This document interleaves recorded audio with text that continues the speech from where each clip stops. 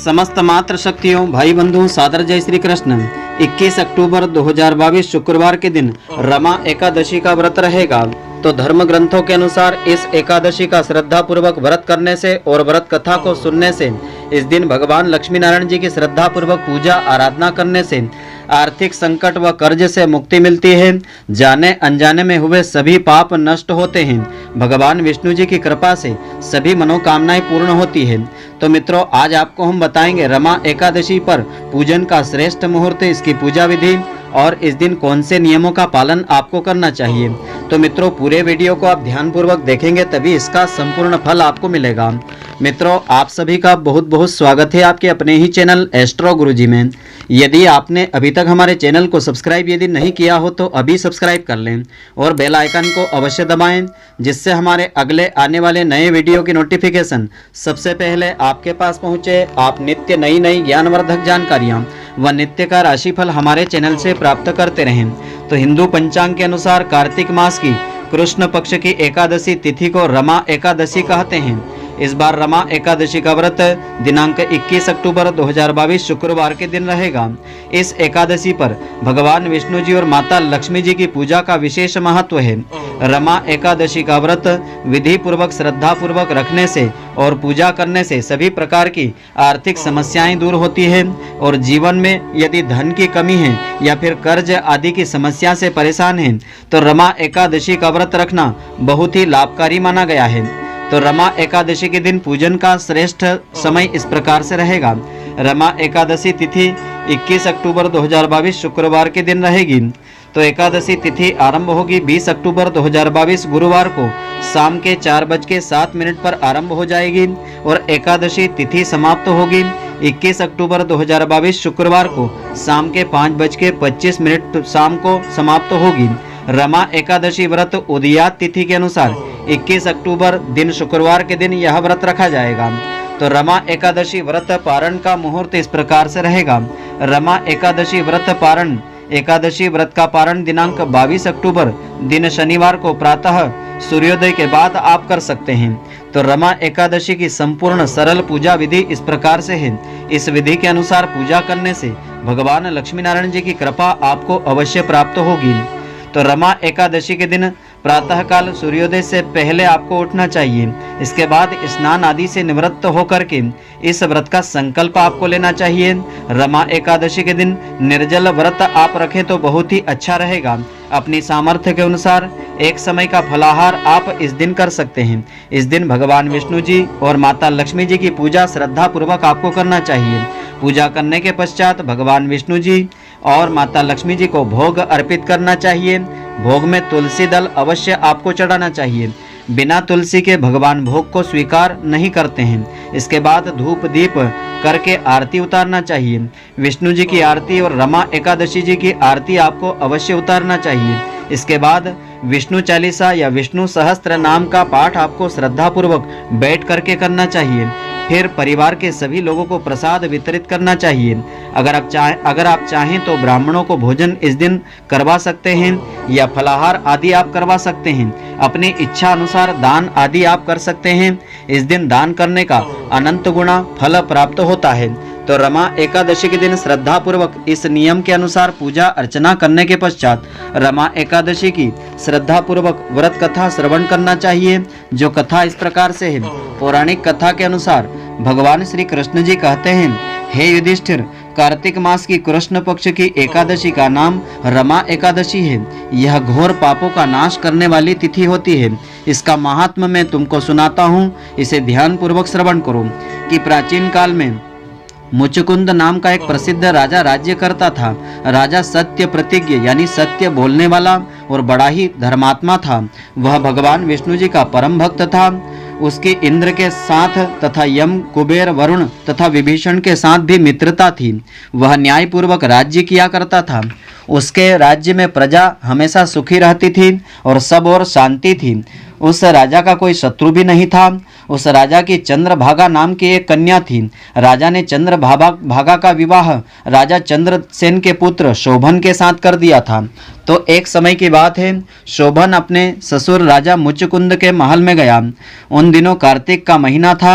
उसके राज्य में दशमी का दिन आने पर समूचे नगर में ढिंढोरा पिटवाया जाता था कि रमा एकादशी के दिन कोई भी अन्न ग्रहण नहीं करें, अर्थात कोई भी भोजन नहीं करें। इस दिन संपूर्ण राज्य में सभी व्रत रखते थे। चंद्रभागा को चिंता हुई कि उसका पति बहुत ही दुर्बल मन वाला है और पिता राजा मुचकुंद की आज्ञा होगी कि उनके यहाँ रहते हुए सभी व्रत करें। उसका पति राज आज्ञा का अवश्य मान पाएगा, तब वह कष्ट पाए बिना वह नहीं रहेगा। जो चंद्रभागा को डर था वही डर सामने आया। दशमी को राजा ने विचार किया कि इन दिनों उनका दामाद आया है, अतः सारा राज्य एकादशी का व्रत विधि पूर्वक करे और किसी को भी एकादशी के दिन भोजन नहीं करना चाहिए। तो राजा की ओर से यह डंके की घोषणा सुनकर के शोभन की चिंता बढ़ गई। उसने अपनी प्यारी पत्नी चंद्रभागा से कहा कि हे प्रिय, अब मुझे इस समय क्या करना चाहिए? मैं तो किसी भी प्रकार की भूख सहन नहीं कर सकूंगा। ऐसा उपाय बतलाओ जिससे कि मेरा कष्ट दूर हो सके। चंद्रभागा कहती है कि हे प्राणनाथ, मेरे पिता के राज्य में एकादशी के दिन कोई भी भोजन नहीं करता है। यदि आप भोजन करना चाहते हैं तो अपने घर या किसी दूसरे स्थान पर चले जाइए। यदि आप यहाँ रहना चाहते हैं तो आपकी एकादशी का व्रत अवश्य आपको करना पड़ेगा। चंद्रभागा आगे कहने लगी कि हे प्राणनाथ, पूरे नगर में एकादशी के दिन तो कोई पशु भी भोजन नहीं करता है, यानी कोई पशु को भी अन्न नहीं दिया जाता है। फिर मनुष्य एकादशी के दिन कैसे भोजन कर सकते हैं? हे प्राणनाथ, यदि आप भोजन करेंगे तो आपकी बड़ी निंदा होगी। इस प्रकार मन में विचार करके अपने चित्त को आप दृढ़ कीजिए, मजबूत कीजिए। ऐसा सुनकर के शोभन ने कहा, यदि यही बात है तो हे प्रिय, तुम्हारा कहना सत्य है। तुम्हारे साथ मैं भी आज व्रत का यह उपवास करूंगा। भगवान श्री कृष्ण जी आगे कहते हैं, इस प्रकार दृढ़ निश्चय करके सभी के साथ शोभन को व्रत करना पड़ा। उसे व्रत रखने का अभ्यास नहीं था। न जाने क्यों उसे यह भय था कि भूख से उसकी मृत्यु हो जाती है। तो भूख की चिंता में पड़े पड़े सूर्य के अस्त होने तक वह दुर्बल सा निढाल सा हो गया। परंतु अभी तो रात्रि जागरण करने की भी काटनी थी। भजन कीर्तन जो वैष्णवों को अत्यंत हर्ष देने वाला होता है, परंतु यह शोभन को दुखदायी लगा। प्रातःकाल होते होते शोभन का शरीर निष्प्राण सा हो गया। सारा नगर शोक संतप्त हो गया। भगवान विष्णु पर अटूट श्रद्धा रखने वाले राजा मुचकुंद ने शोभन के मृत शरीर का अंतिम संस्कार चंदन की चिता पर रख करके उसका दाह संस्कार करवाया। उसने अपनी बेटी चंद्रभागा को आदेश दिया कि वह सती ना होवे। चंद्रभागा ने पति का पारलौकिक धर्म पालन किया। भगवान विष्णु जी की कृपा पर विश्वास रख करके चंद्रभागा ने पिता की आज्ञा मानी। अपने पति के वियोग में दुखी हो वह अपने पिता के घर में ही रहने लगी। पिता पुत्री नियमित रूप से एकादशी का व्रत करते रहे। भगवान विष्णु जी की कृपा से और रमा एकादशी के व्रत के प्रभाव से शोभन को मंद्राचल पर्वत के निकट धन धान्य से संपन्न देवपुर का राज्य प्राप्त हो गया। उसे उस राज्य का राजा बना दिया गया। वह देवपुर सुंदर स्वर्ण खंभों पर निर्मित था। उसमें अनेक रंग की मणियों से जड़े भवन निर्मित थे। वहां शोभन को बहुमूल्य वस्त्र आभूषण भी मिले थे, परंतु उसे देवपुर से बाहर जाने की अनुमति नहीं थी। शोभन एकादशी व्रत के प्रभाव से धन संपत्ति और राज्य का स्वामी बन गया था। तो सृष्टि के रचयिता भगवान विष्णु जी की लीला बड़ी विचित्र है। मुचकुंद के नगर में रहने वाला एक प्रसिद्ध ब्राह्मण तीर्थ यात्रा करते हुए घूमते घूमते उधर जा निकला और उसने राज्य के दामाद शोभन को पहचान लिया। ब्राह्मण सोम शर्मा को भी शोभन ने पहचान लिया और शोभन आसन से उठ करके ब्राह्मण के पास गए। प्रणाम करके कुशल समाचार पूछने लगे। उन्होंने क्रमशः अपने ससुर राजा मुचकुंद का और प्रिय पत्नी चंद्रभागा का तथा समस्त नगर का कुशल समाचार उनसे पूछा। तब ब्राह्मण ने कहा कि आपके ससुर राजा मुचकुंद और आपकी पत्नी चंद्रभागा आपके वियोग में बहुत ही दुखी हैं। वैसे नगर में सब सकुशल हैं। तब ब्राह्मण बोला कि हे राजन, हमें अत्यंत आश्चर्य हो रहा है। आप तो एकादशी के व्रत में अन्न नहीं खाने पर प्राण छोड़ चुके थे। आपका शरीर भी अग्नि को अर्पित हो गया था। फिर वही रूप और अपार धन संपदा आपको कैसे प्राप्त हो गई? अपना संपूर्ण वृत्तांत मुझे बताने की कृपा करें। तो ब्राह्मण सोम शर्मा ने पूछा कि हे राजन, आपके यहाँ तो विशेष आश्चर्य की बात है। ऐसा सुंदर और विचित्र नगर तो कहीं किसी ने नहीं देखा होगा। हे राजन, बताइए कि आपको इस मनोरम सुंदर अद्भुत नगर की प्राप्ति कैसे हो गई। तो राजा शोभन ने कहा कि हे श्रेष्ठ ब्राह्मण देवता, कार्तिक मास के कृष्ण पक्ष में रमा नाम की एकादशी होती है। उसी का व्रत करने से मुझे ऐसे नगर की धन संपदा आदि की प्राप्ति हो गई है। हे ब्राह्मण, मैंने श्रद्धाहीन होकर इस उत्तम व्रत का अनुष्ठान कर लिया था, इसलिए ऐसा मानता हूँ कि यह नगर सदा स्थिर रहने वाला नहीं है। आप मुचुकुंद की गुणवती कन्या चंद्रभागा से यह सारा वृत्तांत कहें, जिससे वह इसका उचित उपाय करें, तब तो यह राज्य संपदा आदि स्थिर हो सकेगी।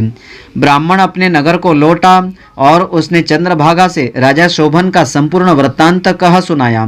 ब्राह्मण के वचन सुनकर के चंद्रभागा बड़ी ही प्रसन्न हो गई। चंद्रभागा बोली कि हे ब्राह्मण देवता, क्या यह सब बातें आपने प्रत्यक्ष देखी है या स्वप्न की बात आप कर रहे हैं। ब्राह्मण कहने लगा कि हे पुत्री, मैंने मंदराचल में तुम्हारे पति शोभन को प्रत्यक्ष देखा है और उसने भी मुझे पहचान करके आदर सम्मान से उच्च आसन दे करके सब हाल बताए हैं। साथ ही किसी से भी नहीं जीता जा सकने वाला और देवताओं के नगर के समान उनका नगर भी मैंने देखा है। उन्होंने यह भी कहा है कि यह हमेशा स्थिर नहीं रहने वाला है। जिस प्रकार वह स्थिर रह सके सो उपाय आपको करना चाहिए।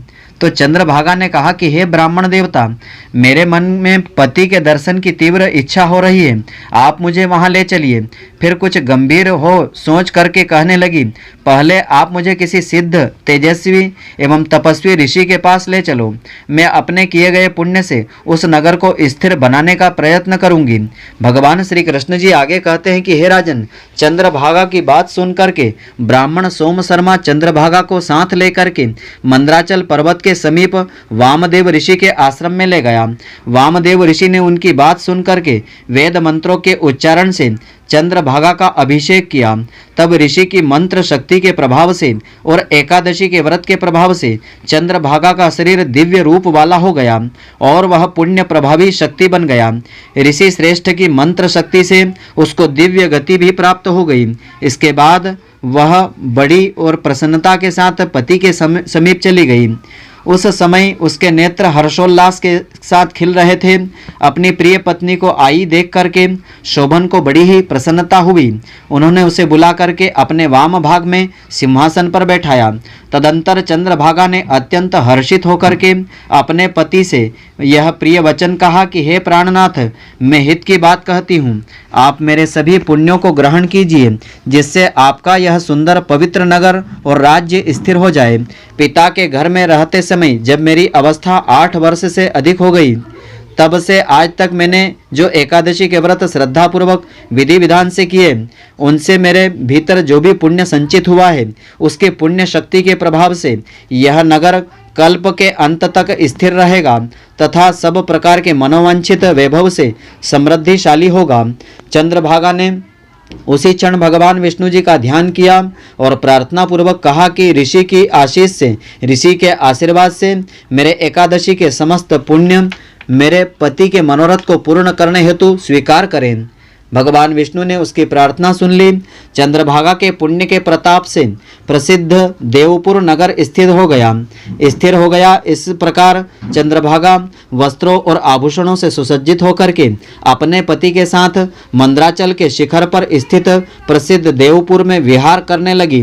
भगवान श्री कृष्ण जी ने आगे कहा कि हे राजन, यह एकादशी चिंतामणि तथा कामधेनु के समान सब मनोरथों को पूर्ण करने वाली तिथि है।